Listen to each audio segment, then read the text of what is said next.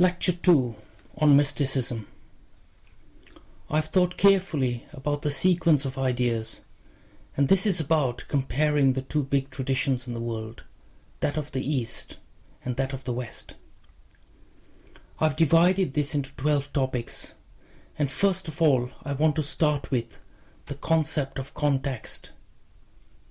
One of the difficulties that I have found when listening to people talking about big religions, such as Islam, Christianity, Hinduism, Buddhism, etc., is that there's often a lack of reference to a proper context. Anything that is big has to be divided into small portions in order to be compared to small portions of other things. Otherwise, nothing meaningful can come from it. For example, if you talk about a religion, say Christianity, you would have a historical context, a geographical context, a social context, a political context, a theological context, and maybe a mystical context.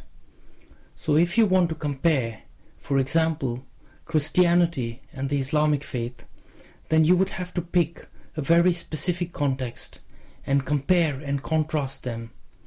Otherwise, any kind of discussion simply descends into people talking about different contexts and jumping all over the place. And I've never found this very helpful. The context in which I'm going to be speaking about these traditions is not in a historical or geographical or political or social context. To start with, I'm going to compare the theological and mystical concepts of these traditions. Now, in any of the big religions, you have a theological context, which is what organized religion is. And so, there is a scholastic approach.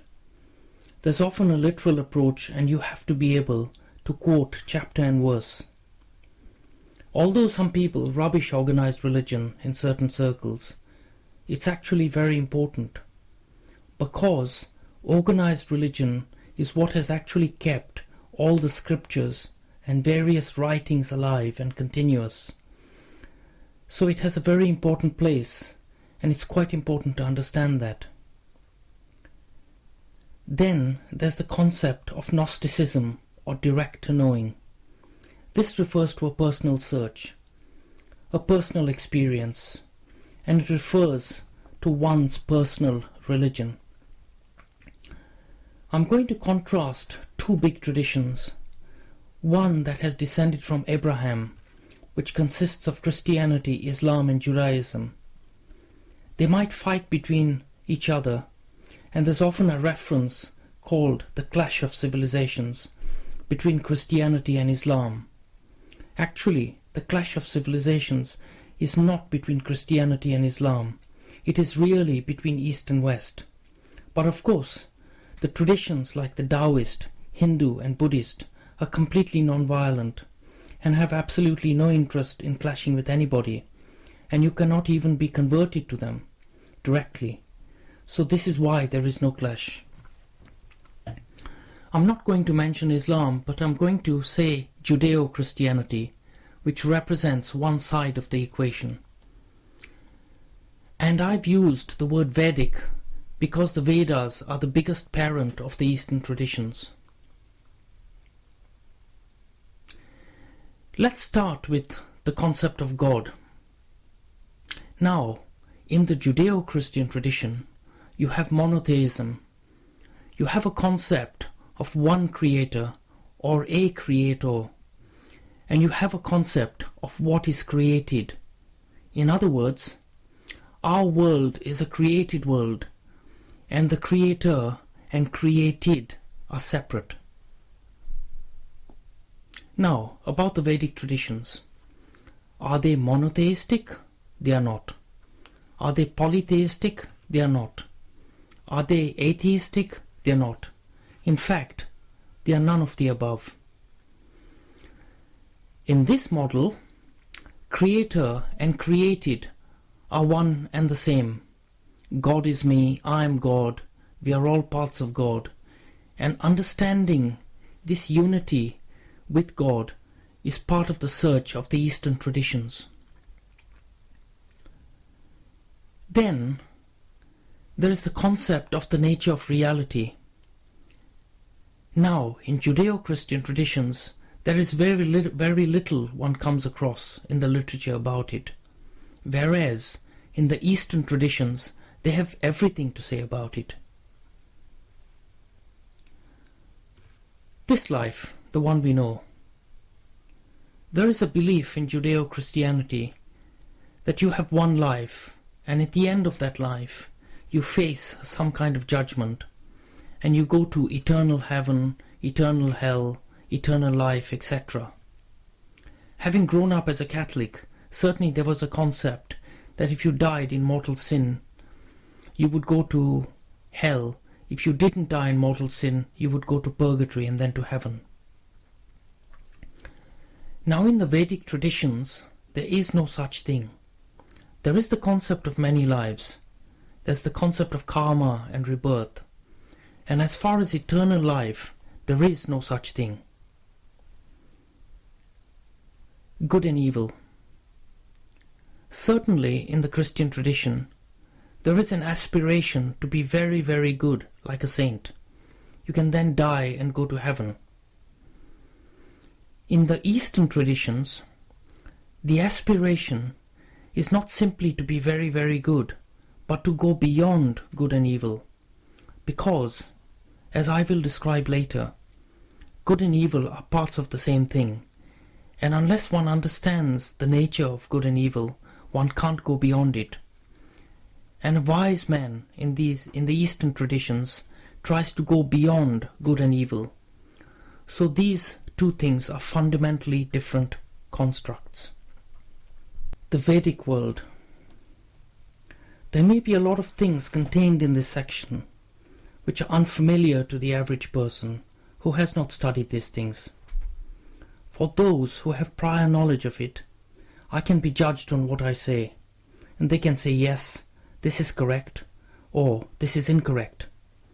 For somebody that doesn't have prior knowledge, you can listen, and perhaps this will interest you so that you may wish to study it a little more.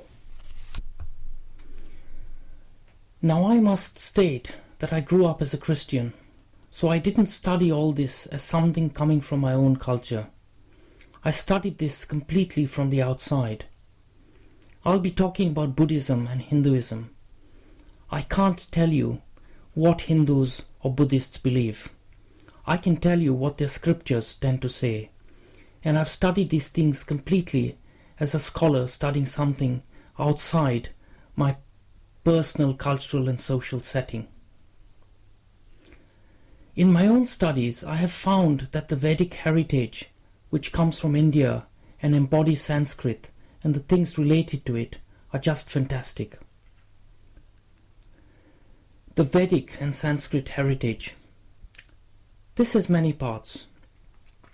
There are the schools of philosophy, which I will touch on. There is a system of maths, and in fact, the present decimal system has originally come from here. There are many films made of this, the story of zero, and what the ancients did for us, covering mathematics and so forth.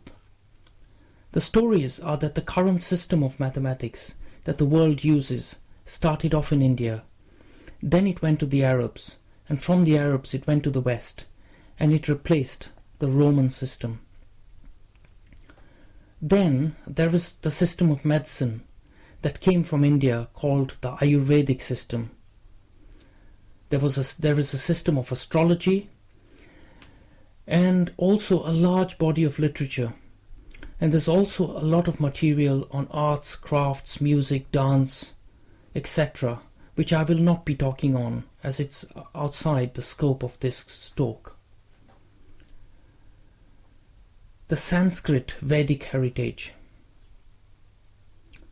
Without doubt, this is the world's largest repository of metaphysical writings.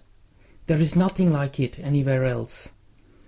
And through the vehicle of Buddhism, it has influenced the cultures of China, Japan, and the Far East, such as Cambodia, Laos, and Vietnam. Now classical India. We don't know when it started, possibly 4000 BC, something like that. But the end of classical India is considered by scholars to be roughly 700 AD, and all these writings relate to that period. Sanskrit literature. It's a huge amount. You get the Rig Veda, the Yajur Veda, the Sama Veda, and the Atharva Veda. You get the Upanishads, you get the Puranas, and the Tantras. You've got two epic poems, the Ramayana and the Mahabharata. Now, the Mahabharata is the longest epic poem in the world. It has 100,000 couplets. And from what I understand, people who have studied these things say that if you took all the ancient writings of the ancient Greeks, the ancient Romans, and all the early Christian writings up to the 3rd century AD, that is less than the Mahabharata in terms of its volume. The early Buddhist texts were written in Sanskrit and Pali, so I'm including Buddhism in these systems that I'm going to talk about. And then there are the 7 systems of Indian philosophy. Sanskrit.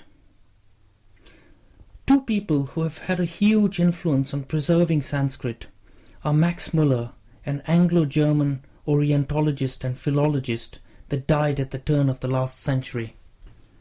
In 1856, he produced a book called The History of Ancient Sanskrit Literature and the Sacred Books of the East. And this was the first time that people in the West were exposed to what the East had to offer. It was something like finding the treasures of ancient Egypt, really, for some people. The other person is Sir William Jones, who was founder of the Asiatic Society and died in 1794. He studied Sanskrit, and what he had to say was, "Whatever be its antiquity, it is of a wonderful structure, more perfect than Greek, more copious than Latin, and more exquisitely refined than either." Somebody wishing to explore this more needs to Google the word Sanskrit and read all about it. A wonderful book to read is An Essential Guide to Sanskrit by Dennis Waite. Systems of Indian philosophy. These were philosophical systems that were part of ancient India, and they tried to answer questions like, who am I? Where am I going? Why? What are the guidelines for living? What happens after death? What is the relationship of man and the world around him? And what is the nature of consciousness? What is truth and reality? How do people approach this and questions of this nature? There are 8 classical systems of Indian philosophy, starting with Vedanta in 2000 BC. Then you get Jainism, Buddhism, Mimamsa, Nyaya, Yoga, Sankhya, and Vaisheshika. The 2 very popular Indian systems are Vedanta and Sankhya. Buddhism and Jainism, although they were parts of the ancient systems of Indian philosophy, they did not rely upon the Vedas and were self-supporting, but they taught the very same basic truths, and really they are parts of a big scheme. Now, apart from these 8 systems of philosophy, there were even others, like the Carvaka system, where they said, all this God business is rubbish, we should eat, drink and be merry, for tomorrow we die. And that was considered perfectly valid. So these systems of Indian philosophy took in every sentiment of life completely and tried to understand them and came up with systems of living, etc. In discussing concepts of what I have called the Vedic universe, in Indian mystical literature, you get a concept called Brahman, which people have translated as the word God. But I think this is the wrong translation, because the word God has many Judeo-Christian roots, and it suggests some kind of heavenly Father. A more correct translation of the word Brahman is existence. So God is really a kind of primordial existence. Now this primordial existence in Vedic literature is divided into two sides, rather like two sides of a coin. On one side is the concept of Nirguna Brahman, which is existence without attributes. For the purposes of this lecture, I'm calling it non-phenomenal existence as opposed to phenomenal existence, which in the Vedic universe is called Saguna Brahman, or existence with attributes. Existence is divided into two parts. One part is what is unseen, invisible, non-phenomenal, and the other part, the so-called phenomenal existence, is the world that we see, we know, and which is ever-changing, and which, as I will describe, is divided into duality, triads, and impermanence. Now, the concept of non-phenomenal existence. This is regarded as a dimension within which time and space exist. Within mystical literature and experience, this is a dimension of existence which can be experienced by a mystic, but cannot be described by the mind in temporo-spatial terms. And the experience of this other side is life-changing. To describe what is meant by non-phenomenal existence, I've composed 4 examples. Now these are thought experiments. They are something you can conceive, but they are just pointers. Example 1. We know the concept of 3 sides of space being divided into x, y, and z axes. In other words, length, breadth, and width in 3 dimensions. Just as a thought experiment, on one axis, think of time. On another axis, think of space, consisting of these 3 things, length, breadth, and width. And think about a 3rd dimension.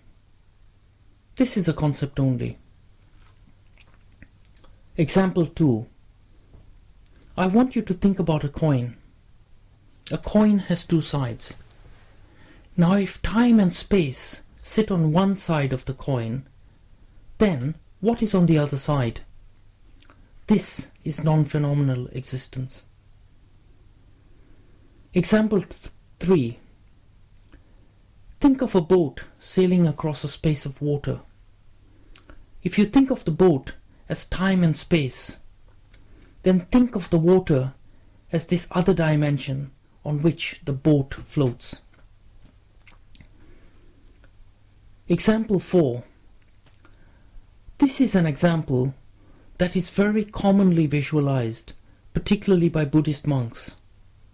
It's a visualization of clouds floating across a sky, and our existence here in time and space is looked upon as being that of floating clouds going across a sky. So you have a concept of time and space in these floating clouds.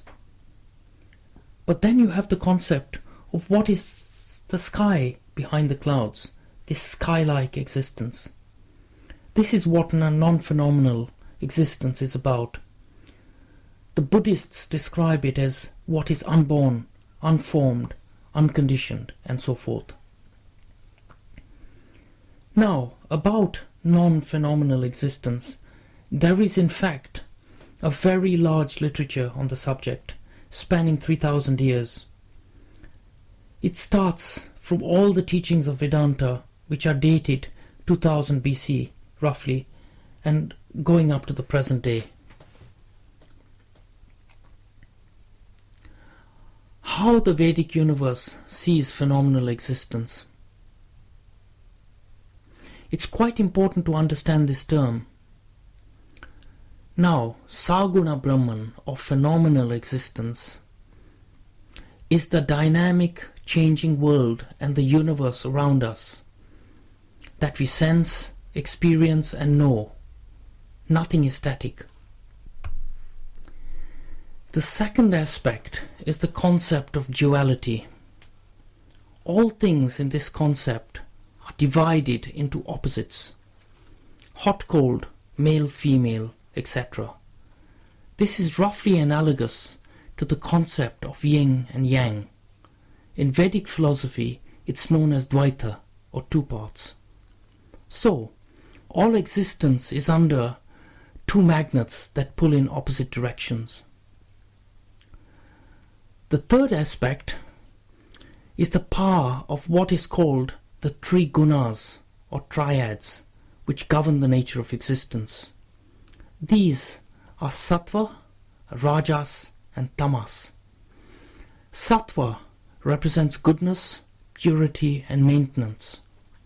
Rajas represents passion, action and growth. Tamas represents ignorance, lethargy and their force on all phenomena at all times, and they swap places with one another.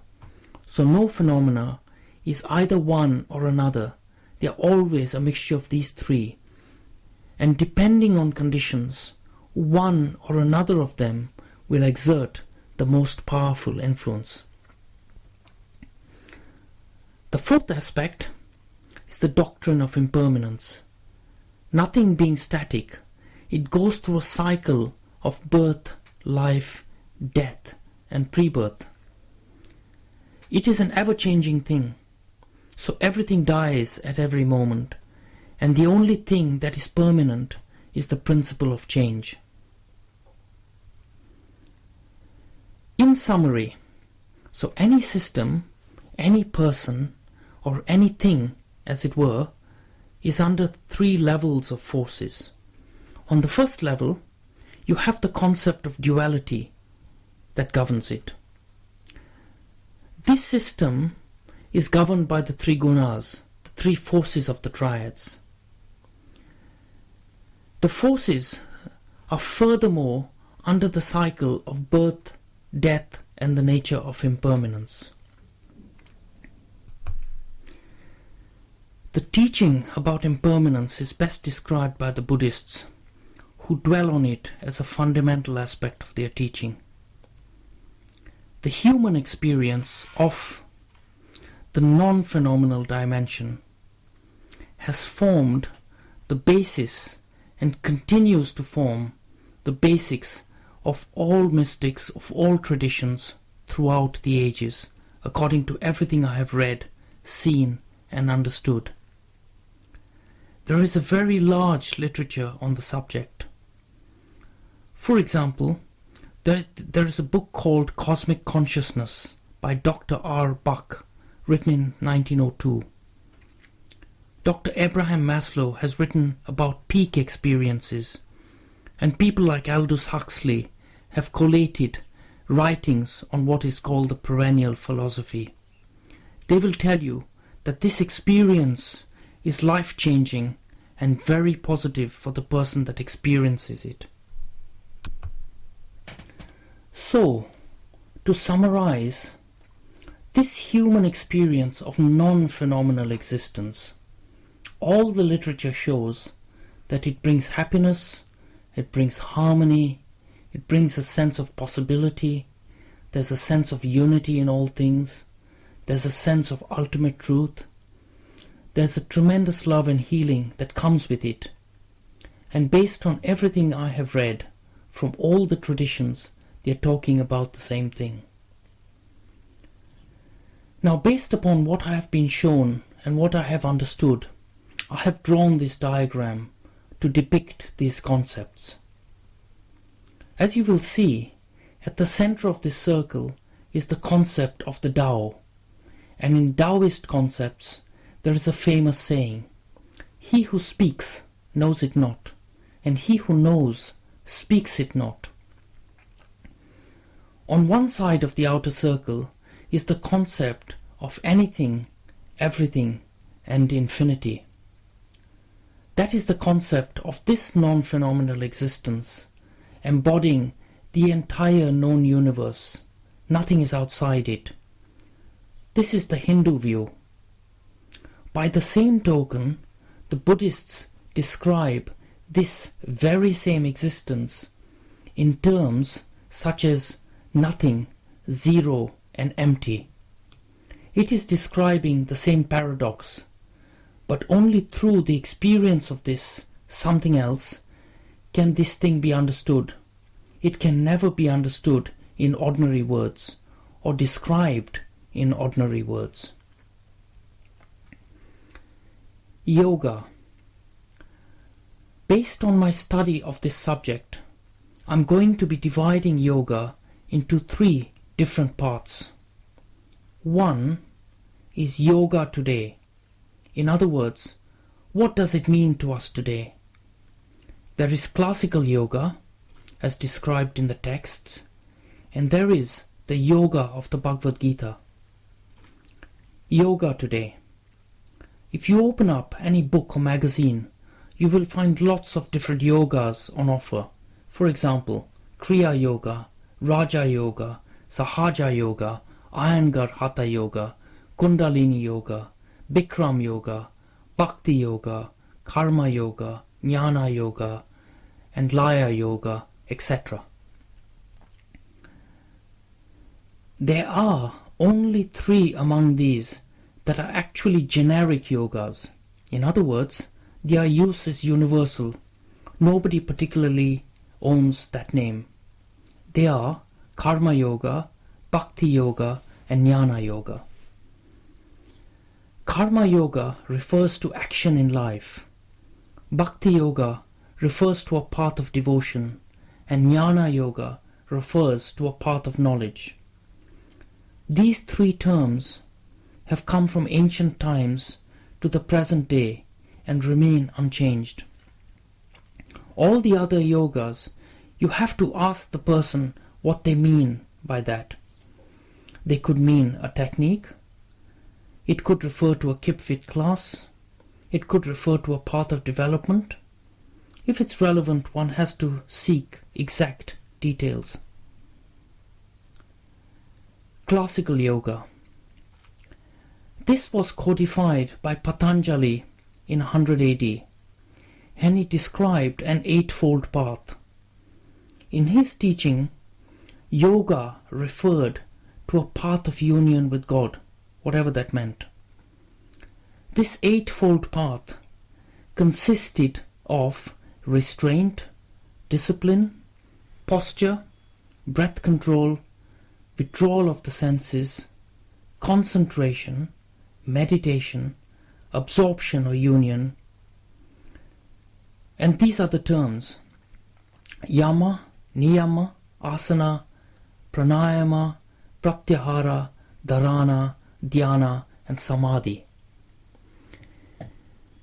Looking at it logically, I tend to think of these in 3 or 4 tiers. At the bottom of the pyramid is restraint and discipline. The next tier is posture and breath control, then concentration, and finally sacred trance. Now, I don't know much about it, but what I can say is that what is often ignored are the conditions of restraint and discipline that are imposed, and this is the founding stone of the pyramid.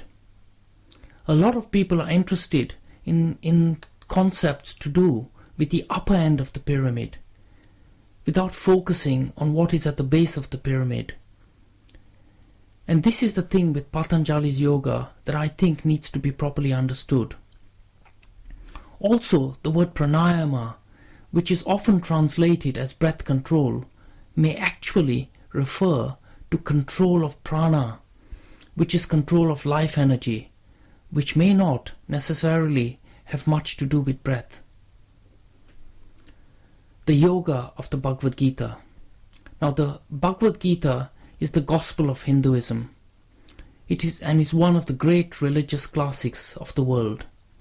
And it's the foundation upon which the concept of yoga is really built. There are several English translations of the Bhagavad Gita, which in itself has 18 chapters and a reading time of about 3 hours.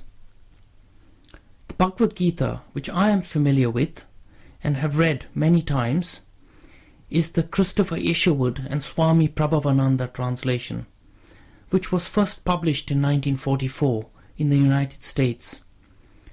I think this is one of the loveliest translations, and it was translated partly in prose and partly in verse.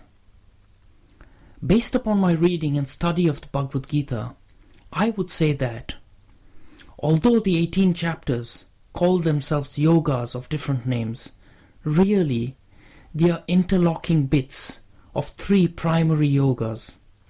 I would say Jnana Yoga, the path of knowledge, is about 20%, Bhakti Yoga, the path of devotion, is 20%, and Karma Yoga, the path of action in life, is 60%.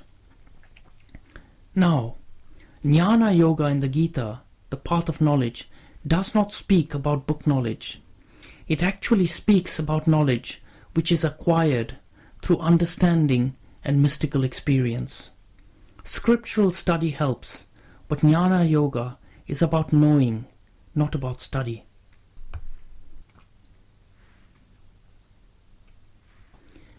Bhakti Yoga, the path of devotion, is often considered to be the devotional practices that people normally have in front of gods, goddesses, etc.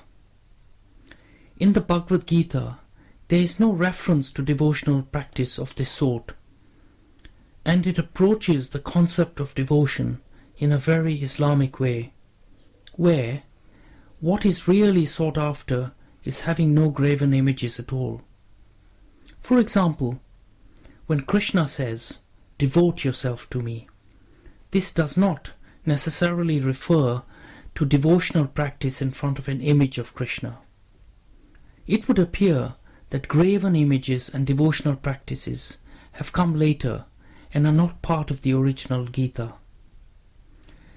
In my reading of the Bhagavad Gita, Karma Yoga is almost all of it, and that relates to the path of action in life. Now, what it seems to say is that in outer life you just have to do the best you can, but on the inside you have to cultivate inner detachment or non-attachment. All human beings are under these forces, first of duality, then of the triads, of sattva, rajas and tamas, and furthermore under an overarching reality of birth, life, death and rebirth. My reading of the Gita, there are 3 main practices. The first is renunciation of the fruits of action. That means that you have to do the best you can, but you must carry no anxiety about the future. I think this is aspirational, and only very few people can succeed in it, but nevertheless, the Gita says you must try. It's only when things go against one that one is tested, and one finds that one carries a huge amount of anxiety about the future, and this appears to be part of the human condition. The second is vairagya, or inner detachment. No matter what, through a long process, one cultivates a kind of non-attachment, so that it doesn't matter what happens, one isn't affected. The third is actually a struggle with negative emotions. All of us experience anger, jealousy, hatred, a sense of injustice, low spirits, etc. And the Gita enjoins us to struggle against these emotions as not being helpful. So in outer life, one does the best one can, but within the limits of one's circumstances, and one must be friendly, compassionate, and helpful to all. This is what the Gita speaks about. My study of the Bhagavad Gita and the Buddhist Dharma find the yoga of the Gita is completely analogous with the teachings of the Buddhist Dharma.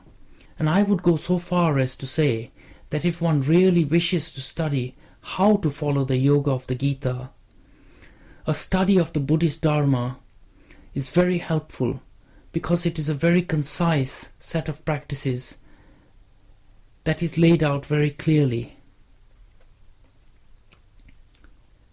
Does yoga prolong life? This question has intrigued me. There is a lot of talk that if you practice yoga, do yoga, etc., you will live a very long and healthy life. If you define yoga in terms of the Bhagavad Gita, then you would look at people who are considered by Indians to be great yogis. In other words, people that have achieved not only their maximum potential, but have been considered as almost divinities in their lifetime. For example, there is Ramakrishna Paramahansa, Swami Vivekananda, Sri Aurobindo, Mataji of Pondicherry, Yogananda Paramahansa, Sri Yukteswar, Ramana Maharishi, Swami Muktananda, Swami Rama, Krishnamurti, Brahma Baba, Vimalananda, etc. All these people were regarded as literally divinities in their day. Did they live very long? No. Many of them died quite young. People like Swami Vivekananda died in their 30s. You do get people that have lived very long, like Krishnamurti, who lived into his 90s. But so do people in normal society. So I don't think yoga can actually prolong life, but it is more about preparing one for death. Karma and reincarnation occupies such a central portion of this teaching. Now, karma is defined as the operation of the law of cause and effect, and it is a mechanism by which the repository of past actions impacts on what will happen in the future. Reincarnation in the Vedic world is the mechanism by which the law of karma is implemented. Now, this is an exceedingly complex subject of which we have only a partial understanding, but it is nevertheless a fundamental belief in Hinduism and Buddhism. It would seem that we have a soul life, which is considered eternal, and we have a physical life, which is quite short, and when we die, at some point, we go through a process of reincarnation. It is the deepening of the contact with one's personal soul life that is said to attenuate the fear of physical death, which in these teachings is actually the greatest fear for people. In studying karma and reincarnation, a very useful book called Masks of the Soul by Benjamin Walker, written in 1981, goes through the whole history of reincarnation theory. I didn't know this before, but at the time of the Romans, Greeks, and in early Christianity, the belief in reincarnation was actually quite extant among common people. It was only written out of the Christian belief around the 3rd or 4th century, as not being in keeping with party policy of that time.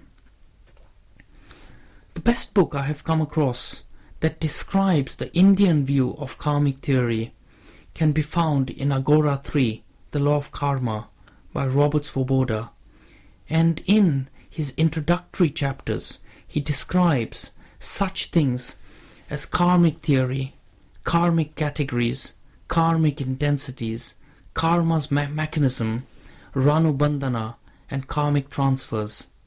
This is a very good book for someone wishing to study these matters.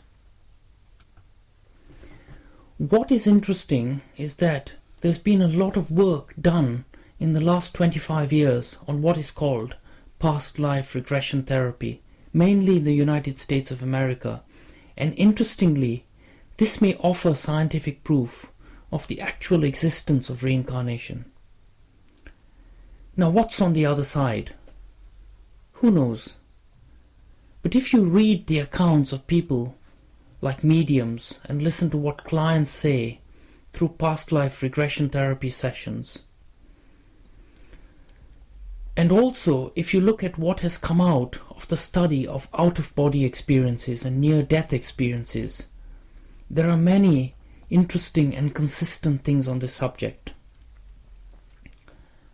Death and dying in the mystical traditions.